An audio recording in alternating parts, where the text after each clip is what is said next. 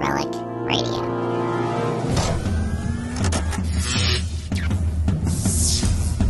This is Relic Radio Sci-Fi, old-time radio, science fiction stories from relicradio.com.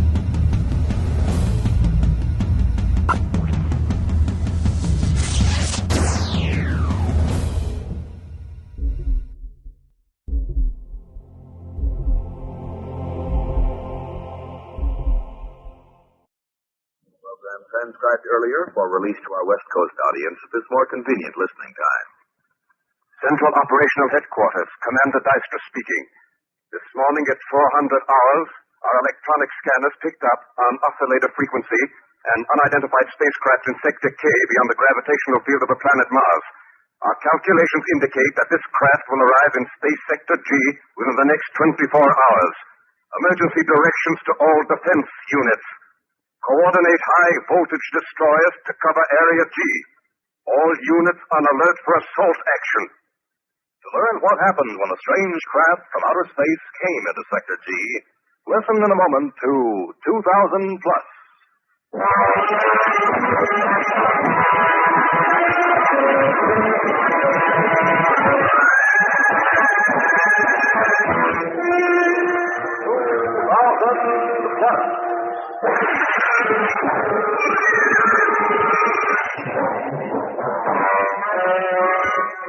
Adventures in the world of tomorrow. Dramatic stories of science fiction from the years beyond 2000 AD.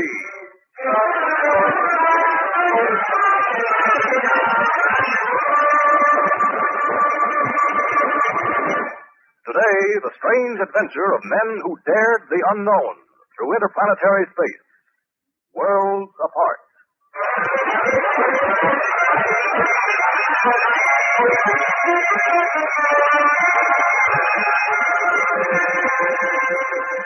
And one thing more, Johnson. Your new Alimoid spacesuit has been tested, and it's everything you claimed it to be. Light, pliable, fireproof, a splendid product.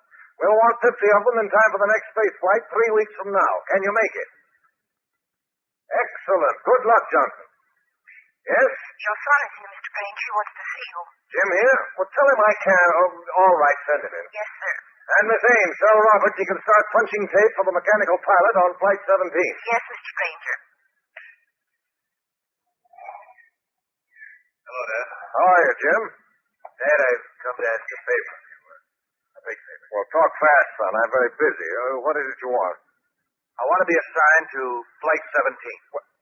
Flight 17? To Neptune? Well, are you crazy? No, Dad. I've been thinking about this for months. Well, you can stop thinking about it right now. There's no opening for you, son. I happen to know there is, Dad. Golding's down with a bad case of acceleration bends. They'll need a new rocket engineer. But you're too young, too green. I've done 42 experimentals and 3 moon hops. I'm ready. Ready? What? This is an uncharted trip, Jim. A trailblazer. You know what happened to the first flight to the moon, don't you? Yes. Crashed on the lip of a giant crater. Yes, and the first ship that tried to reach Mars went haywire and shot off into deep space. And still you want to make this first flight to Neptune? Yes. Well, you have courage, son. I'll say that. But you're not going. Why not? Jim, it's not up to me. Captain Roberts chooses his own rocket engineer. You know, all I do is okay the man he selects. And I guess I'll be making the flight. You see, I persuaded Captain Roberts to select me.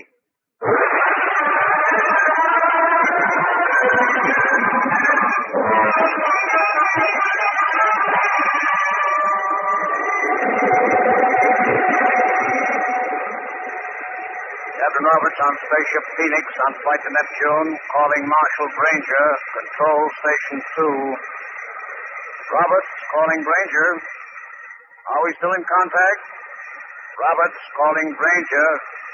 You read Granger, Control Station 2. We read you, Roberts. We're still in contact. Go ahead, Roberts. Ready to report, sir. Proceed. At the end of 120 hours of flight, conditions are entirely normal. Crew and passengers have passed safely through 5 accelerations. We are cruising now at a speed of 12 galactic miles per second. Excellent, Roberts. Continue. Astrogation reading. Take it, Sandy. Astrogator Lawson reporting. Our position in the space-time unit, 17 hours, 4 minutes to the Mars-Jupiter axis, Sector G. 23 degrees off the plane of the ecliptic. Exactly on course, Lawson. Well done. Rocket control. Take it, Jim. Rocket engineer Granger reporting. Average rocket discharge rate, 12.7. Consumption level, 19%. Available supply, 300 hours with B2 safety factor. Good work, son. Congratulations, all of you. Keep it up. Thank you, sir. Signing off. Everything okay back in the lounge, Jim? All quiet a few minutes ago when I passed through. How about that chess game? Those two physicists still at it? They're in no hurry. 50,000 miles to a move. Real thriller. And the music lovers? Wearing a groove in Beethoven's fifth. You know, I don't see how anybody... Yes. Watch your controls, pal. We've been swinging off course. Off course? Well, you're nuts, lad. I haven't taken my eye off the chart for a second. We've been right on the line. I'm telling you, we're off course, Dick. 6 points. Better bring her back. You sure, Sandy? Am I sure? Oh, sorry, Sandy. Stupid question. Stand by for directional correction. Standing by. Lateral deviation, 6.2. Speed 12. Magnetic index, gamma 5. Photon auxiliary rocket, 5, 7, 13, 15. Ready to discharge. Discharge.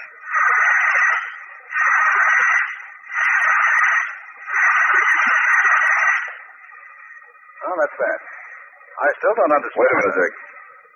Something wrong. Huh? Wrong? What do you mean? We're off again. What are you talking about? We swung in a line for a second, then we pulled right out again. Oh, but that's impossible, Sandy. There isn't any wind drift or current out here in space. Anything in motion moves in a straight line until it comes within the magnetic field of some body. That's what I'm afraid of, Dick. I think we're caught in the toe of some tremendous mass. What mass, Sandy? The sun, Mars, Jupiter, everything's where it belongs, isn't it? There aren't any unknown bodies floating about. Maybe there are. Maybe the... Like what, Sandy? A comet. A comet? Yeah, a comet. That's what it must be. A wild, uncharted comet from outer space. Look, Dick. The atmosphere gauge is way up. We're not flying through a vacuum. There's something else out there now, some sort of atmosphere. Yes. Hot gas is forming the tail of the comet. You're right, Sandy. Listen. Hot gas is another thing, too. Translate. Show it to some time. No. They're fragments. Meteorites. All trailing behind the comet. They're caught, Dick. Caught right in the middle of it. The ship fizzing its men. Will be dragged clean out of the solar system, perhaps out of the galaxy. Oh, maybe not, Sandy. There's one chance. Maybe we can blast ourselves free. Alert. Alert. All personnel to emergency acceleration couches. Prepare to discharge all port side rockets. You know what you're doing? 127 rockets going off in one way. You're blowing some big. I'll only catch him. Here goes. 5 seconds. Discharge.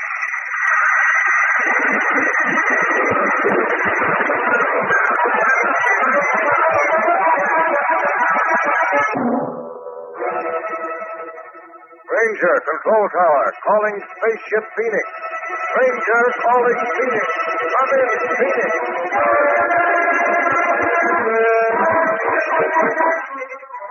Ranger to Space Patrol. Special alert. Spaceship Phoenix bound for Neptune, missing 12 hours. May be lost or out of control. All units stand by to intercept signals, if any. Frequency 40,000. Relay any information to Marshal Granger, Control Tower 2. That is all. Where are you, son? Where are you?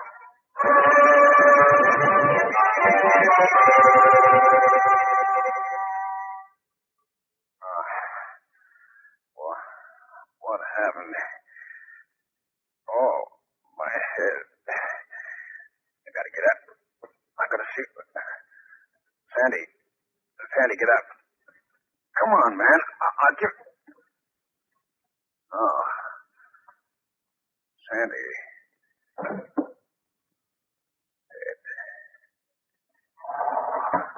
Dick, you're all right. Good. Yes, Jim, I'm all right.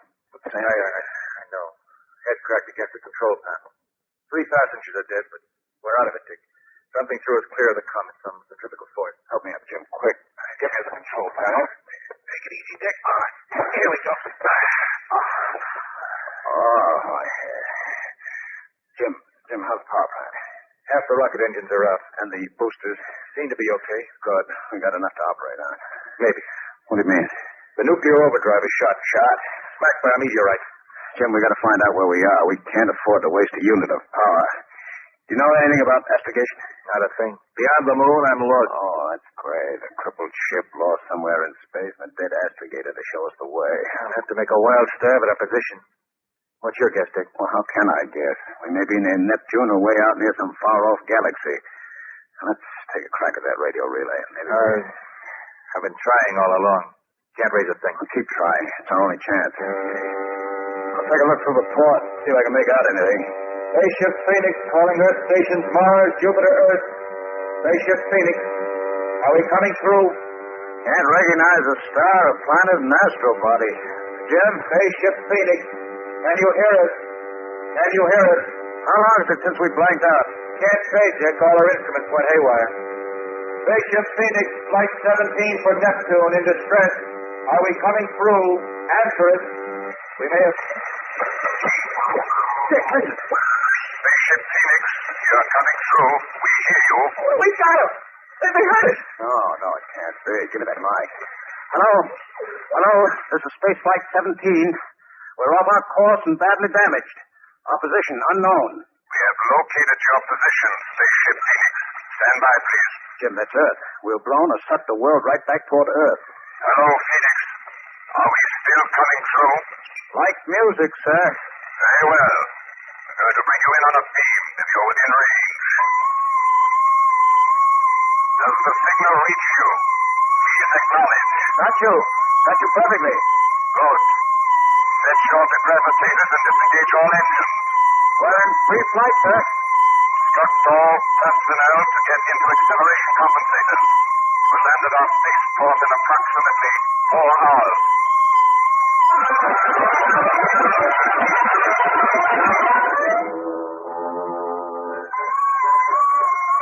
100 feet. What's landing?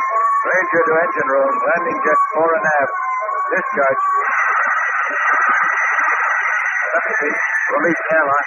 Switch on landing light. 10 feet. Prepare to land. Contact. Cut for it. We've landed, Jim. We made it. Don't I know it? Come on, Tom. Out you go. Oh, take your time. We're in no rush now. You may not be, but I am. In a rush to get down at this good old terra firma. Oh. Spaceport, Jim. I didn't know we had anything anywhere that looked like this. I don't care what it looks like. All I know is that... Here comes someone. Hello? Hello there. Six. Are we glad to see you? That's where you are. Hey, what's the idea? Well, you don't understand. I said I'm... Don't move. Captain Roberts, you and your crew and your passengers are all under arrest. Elton Smith, take over the ship and seal all the exits. No one is to leave. Captain Roberts, you and your companion come this way, please.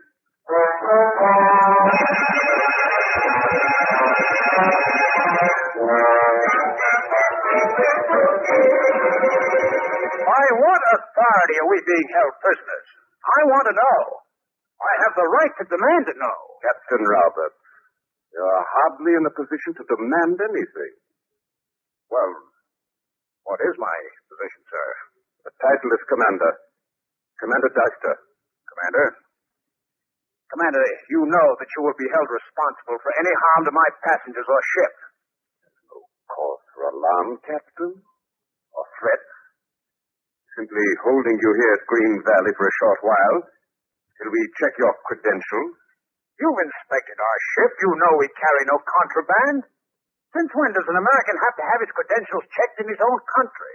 I've already explained to you that this entire area, all 500 square miles of it, is government property, devoted exclusively to secret research projects.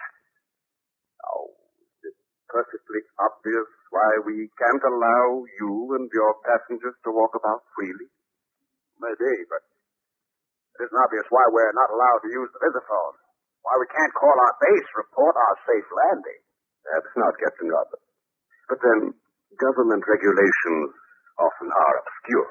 Commander Dexter, we were met with guns and suspicion. Now, you say that was because secret research is going on. Yet when you contacted us above the Earth's atmosphere, you offered to bring us in here. Why did you make that offer if you didn't want us here? Would you rather be back in space, floundering about in your crippled craft? That can be arranged. You haven't answered my question. We brought you in for two reasons. First, to save your lives, if you turned out to be harmless. Second, because it is our policy to apprehend all craft entering our space sector. We have enemies. The high-handed method you use, I can see why. Not high-handed, Captain Roberts. During your detainment here, you and your company will be accorded full courtesy. We appreciate your courtesy, but we demand the right to contact Chicago here, now, and on that visiphone. I'm sorry, that is impossible. Donna. Yes, Commander Deister? Arrange for suitable accommodations for Captain Roberts and his crew. The interview is closed. Commander Deister, That is all, Captain.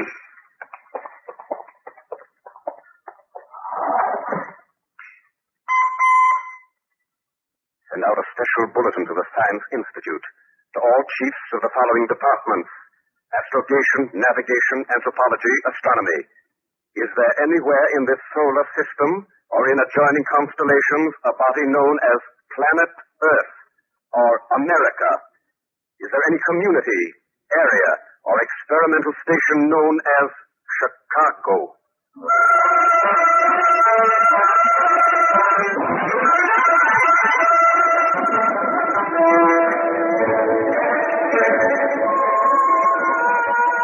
I won't do it, Dick. I won't take this lying down. No? What are you going to do about it? Think of something. I'm certainly not going to sit around twiddling my thumbs while the great Deister checks our credentials. I don't like the looks of this place any better than you do. Sacred project, he says. For all we know, it may be the headquarters of some gangster out there. There are a lot of things about this Green Valley setup that bother me. It's nothing definite. I just get a feeling that everything's a little lopsided. As if I were looking at it through a Coney Island mirror. Oh, easy now, Jim. You'll be going bad for years. I've got it. Got what? That visiphone. If we can get into Deister's office some way, we can phone home. Oh, no. You're way off, Jim. There isn't a chance in a million. Why not? This room's not locked. They finished work for the day. We saw everybody leave. All right. We'll try it. But, Jim, watch your step with you. I feel sort of responsible for you.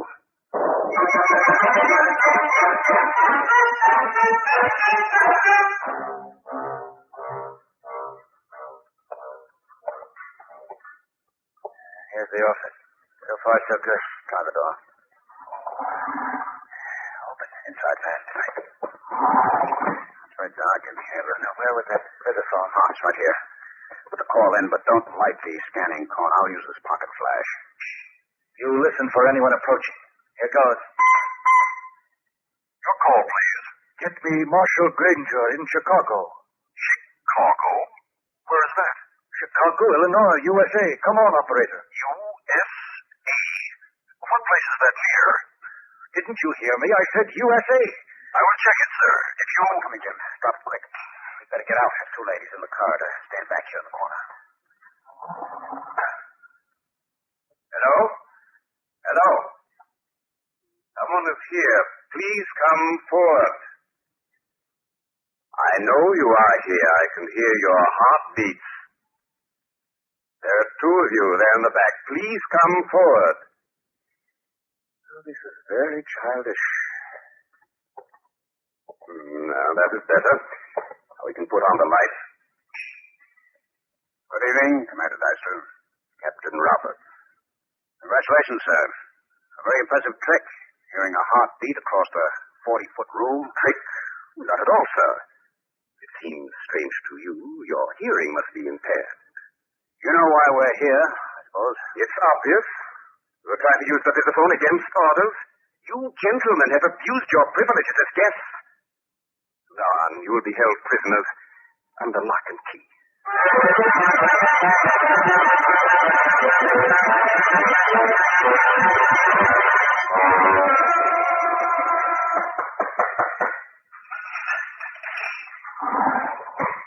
I've brought you your food, gentlemen. It's about time. Wow, this is a fancy touch. A woman jailer. My name is Donna, Captain Roberts. I'm Commander Deister's assistant. We just remembered you hadn't had any food tonight. That's very touching. Thank you very much. Take it easy, Jim. She's just carrying out orders. Don, it was very kind of you to bring us this food, but there's something we need even more. Well, what is it? We need some information. We're going mad. Well, if there's anything I can tell you. Anything. You can start talking now and continue all night. First, where is this place? Where are we? You're in Green Valley, Captain. Green Valley. Where is Green Valley? What continent is it on? What is it bounded by? I'm sorry, I can't answer that. You're wasting your breath, Dick. She won't talk. Then, tell me this. How long have you been here? All my life. I was born here 57 years ago. You look like 20. How old is Dyson? 92. And he can hear a heartbeat at 40 paces. Aha, my hearing's even better. Listen. Do you hear the dogs barking in the distance? Nuts. These people are a terrific hoax, or we've wandered into some weird, out-of-this-world madhouse. Good night, Donna. Good night, gentlemen. I wouldn't try anything foolish. Shangri-La. Yes, that's where we must be. The place someone wrote about back in the 20th century. They asked me. It's probably the place. Dick, listen. Huh? Granger. Roberts. The window. There's someone below. Hello there. Who is it? It's me, Reynolds. Reynolds, the chess-playing physicist. Reynolds, how'd you get out? What are you doing down there? I escaped while the others distracted the guard. I'm making the dash for it. Dash for what, Reynolds? There's a small plane at the far end of the field. I spotted it this afternoon. Will you come with me? It's pitch black out there. You'll never find it. I'll find it if I have to feel my way. You're mad, Reynolds. We've got to get away, Roberts. Don't you understand? This place, it's unnatural.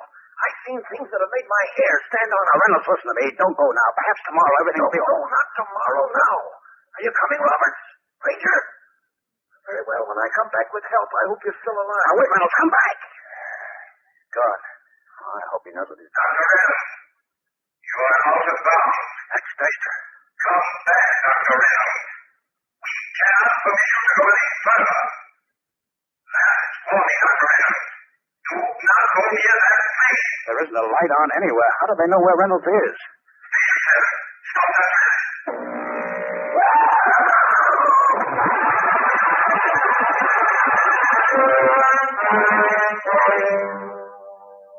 I think you're foolish to refuse the food we've been sending you. You haven't eaten all day. Please put it down, Dawn, and go away. Commander Deister wishes me to express his regret. The injury to Dr. Reynolds was most unfortunate. Tell Commander Deister he'll pay for this. Tell him I said... The electronic beam merely paralyzes temporarily. It leaves no permanent mark. Dr. Reynolds will recover. How did they manage to hit him in the dark? Oh, I don't understand.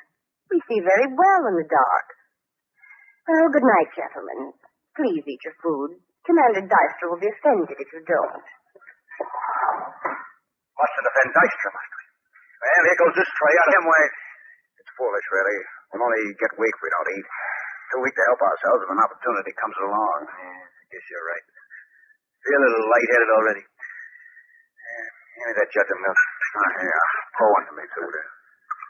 3 days we've been here, and he could have checked our credentials a dozen times. Yeah, happy landing. Well done. Jim, look out.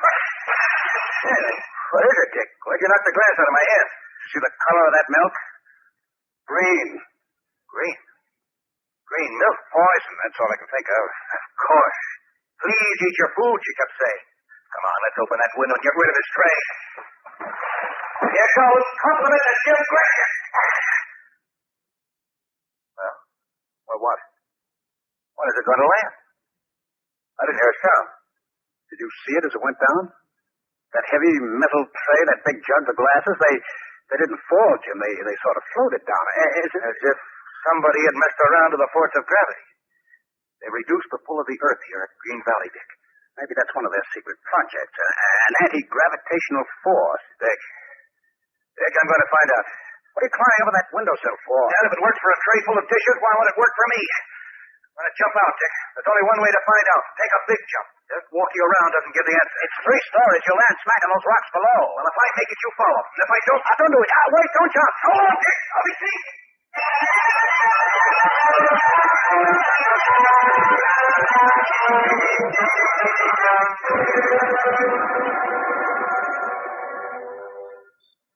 Jim, you there? Yeah, I think. We made it, all right. I can't believe it. You hurt? Just a bruise. It was like a jolt at the end of a parachute jump. I think I'm going out of my mind, Jim. All those fantastic things that have happened since we landed here. The visophone operator who never heard of Chicago or the USA. And Dexter, your heartbeat across the room.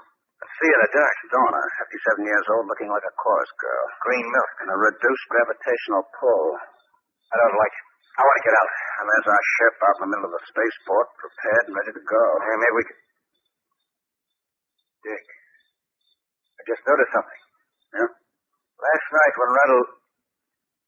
it was pitch dark, but now there's a full moon. What's so strange about that? Take another look at that sky. There, over the rim of the horizon. Another moon. A second moon. What fools we've been. Don't you see what this means? We're not on the Earth at all. We've landed on some alien planet. We must get to Dystra at once.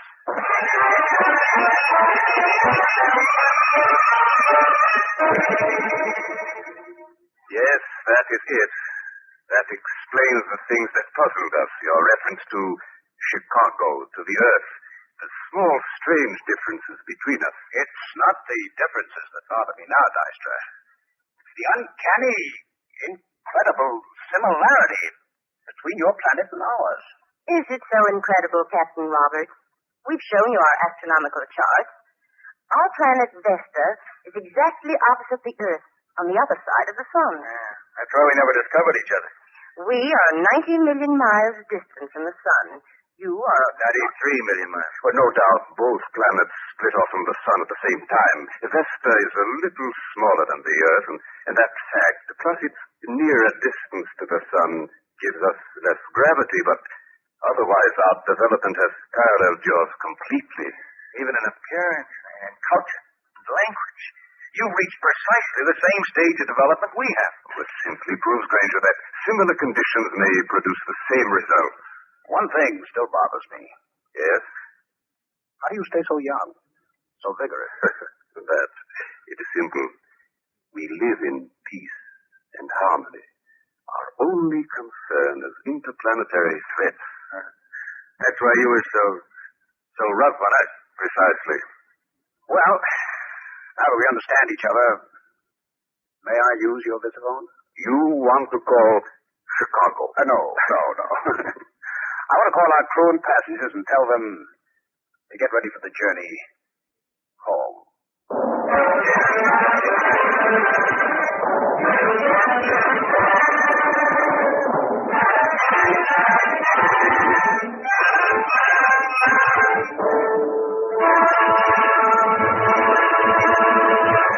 Next week, an incredible adventure from the world of tomorrow, when a scientist crosses the border of what is known into the strange mysteries of the unknown.